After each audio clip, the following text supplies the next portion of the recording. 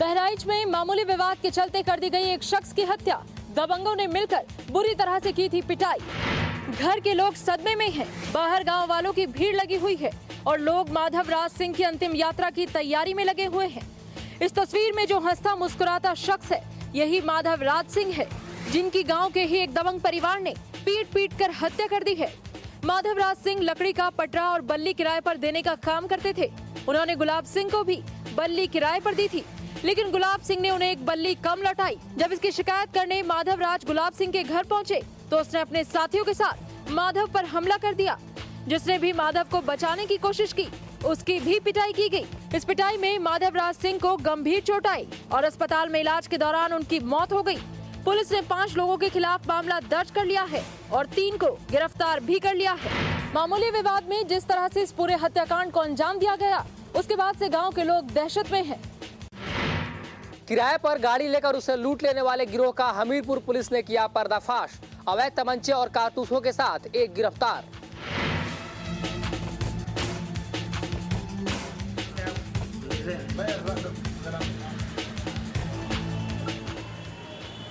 ये बोलेरो गाड़ी जौनपुर जिले से सतीश नाम के इस शख्स ने अपने साथियों के साथ किराए पर ली थी।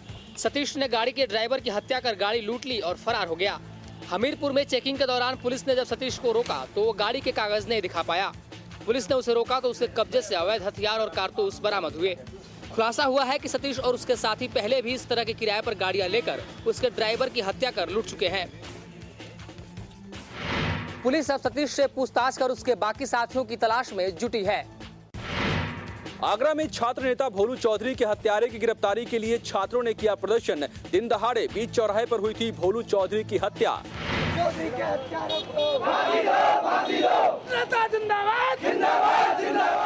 छात्र नेता भोलू चौधरी के हत्यारों की गिरफ्तारी के लिए छात्र प्रदर्शन पर उतर आए हैं। इन छात्रों का कहना है कि भोलू चौधरी की हत्या से स्टूडेंट सदमे में हैं और जिस तरह से प्रशासन ने अभी तक इस मामले में कोई गिरफ्तारी नहीं की है, उससे उनकी कार्यशैली पर सवाल उठना लाजमी है। भोलू चौधरी की गिरफ्तारी की मांग कर रहे छात्रों ने जिलाधिकारी के दफ्तर तक रैली निकाली। इन छात्रों ने एसएसपी और जिलाधिकारी के नहीं मिलने पर एक ज्ञापन एसीएम को दिया, जिसमें जल्द से जल्द भोलू चौधरी के हत्यारे की गिरफ्तारी की मांग की गई।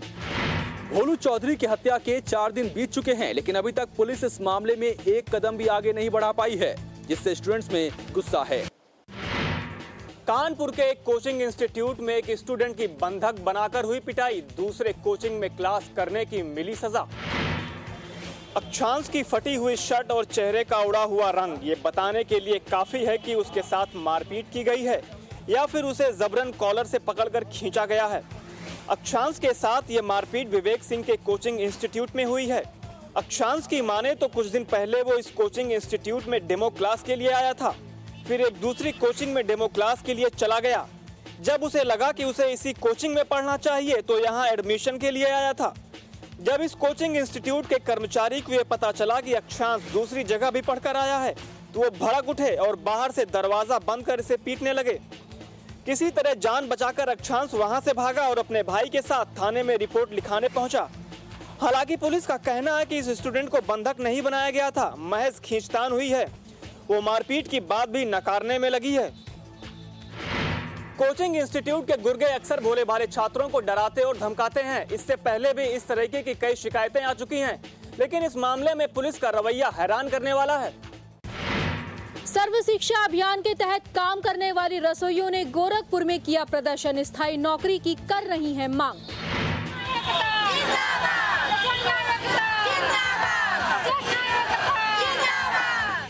हवा में हाथ उठाकर नारेबाजी करती ये महिलाएं सर्व शिक्षा अभियान में महत्वपूर्ण भूमिका निभाने वाली रसोइये हैं, जो बच्चों के लिए मिड डे मील बनाती हैं। सैकड़ों बच्चों के लिए खाना बनाने वाली इन महिलाओं को एक महीने में सिर्फ 1000 रुपए वेतन मिलता है। उसमें भी बाबू लोग 100-200 की धांधली कर जाते हैं। इतना होने के बाद भी ये महिलाएं काम करती रहती हैं, लेकिन इनकी नौकरी पक्की नहीं होने से ये परेशान हैं। ग्राम पंचायत कभी भी इन्हें निकालकर दूसरे को काम में रख लेते हैं, जिससे इन्हें काफी परेशानी होती है। इसलिए ये लोग स्थायी नौकरी की मांग कर रहे हैं। प्रदर्शन कर रही इन रसोइयों का कहना है कि अगर इनकी मांग पूरी नहीं की गई तो ये सरकार के खिलाफ आंदोलन शुरू करेंगी। उज्जैन में आज भी प्राइमरी स्कूल के बच्चे पेड़ के नीचे पढ़ने को है मजबूर। एक अदद छत तक नहीं है स्कूल के पास। सबसे प्यारा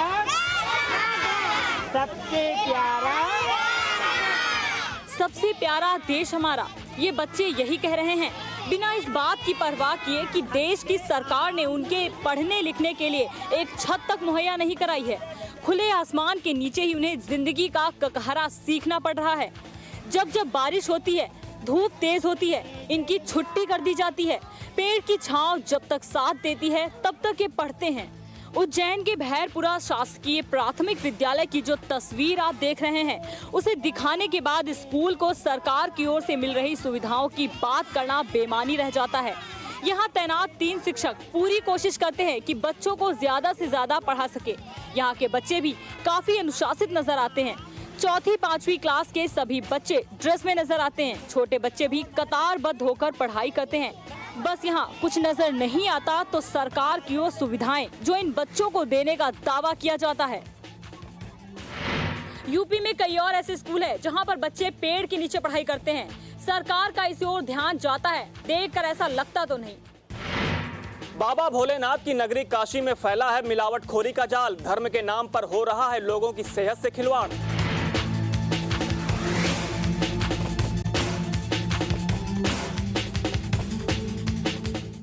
लोहे के इन लोटों पर तांबे की पॉलिश चढ़ा पल भर में इन्हें चमका दिया जाता है। प्योर तांबे का लोटा बता इसे एयर टाइट कर गंगा जल भरा जाता है और बाजार में बिकने के लिए भेज दिया जाता है।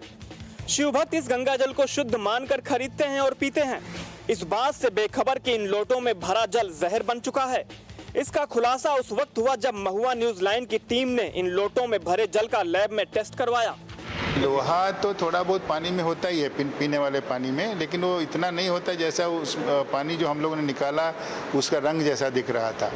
वो तो साफ साफ ये बता रहा था कि लोहा किसी साल्ट में बदल गया है। बहुत से ऐसे साल्ट हैं लोहे के जो पानी में घुलने वाले हैं, उनका रंग थोड़ा हल्का हरा होता है। जैसे तूतिया जैसा ज़्यादा हरा होता है, लेकिन आयरन सल्फेट थोड़ा हल्के हरे रंग का होता है, उसी तरह का रंग उसका दिख रहा था।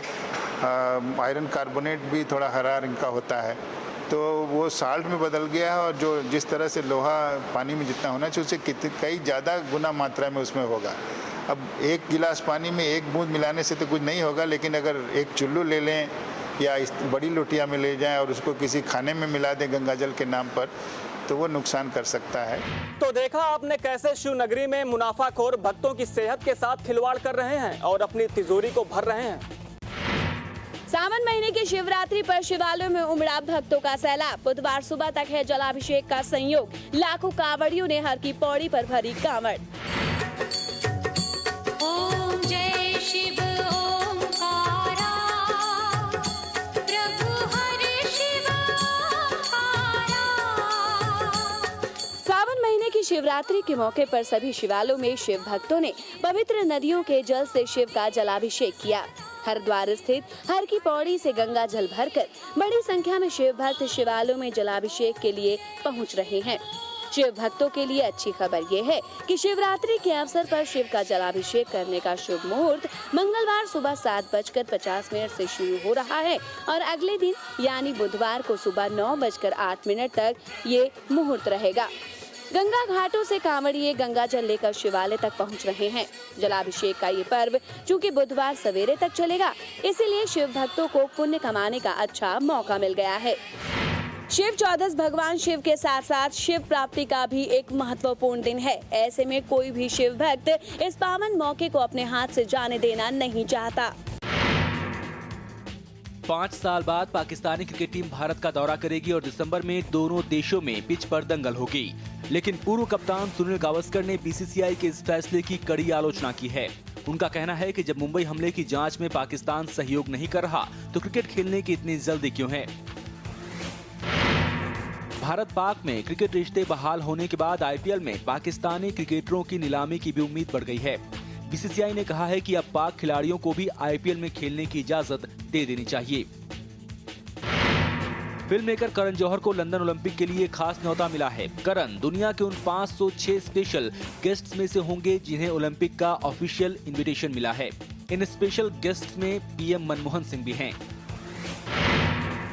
भारत के गोल्फर जीव मिल्खा सिंह ने स्कॉटिश ओपन गोल्फ टूर्नामेंट का खिताब जीतकर इतिहास रच दिया है। वो ये खिताब जीतने वाले पहले भारतीय हैं। उन्हें अगले हफ्ते होने वाले ब्रिटिश ओपन का भी टिकट मिल गया है। पॉर्न स्टार सनी लियोन के खाते में एक और ऑफर, और अब एक रियलिटी शो की जज बनने जा रही हैं सनी लियोन। ये जिस्म है तो क्या, ये रूह का लिबास है, ये दर्द है तो क्या। बड़े पर्दे पर फिल्म जिस्म 2 का जलवा दिखना अभी बाकी है, लेकिन सनी लियोन तो अब छोटे पर्दे पर भी सिक्का जमाने निकल पड़ी हैं। ये मेरा दीवाना। रियलिटी शो बिग बॉस से चर्चित हुई सनी लियोन को महेश भट्ट ने अपनी फिल्म जिस्म 2 में मौका दिया। सनी फिर से एक रियलिटी शो का रुख करने जा रही हैं, लेकिन इस बार प्रतियोगी नहीं बल्कि जज बनकर। खबर है कि reality show India's got talent में वो गेस्ट जज बनने वाली हैं। अभी अभी तो पसंद आए हो, अभी अभी रूठने की। सनी लियोन के पास फिल्मों के काफी ऑफर हैं। इससे ये साफ है कि बॉलीवुड में सनी का सिक्का चल निकला है।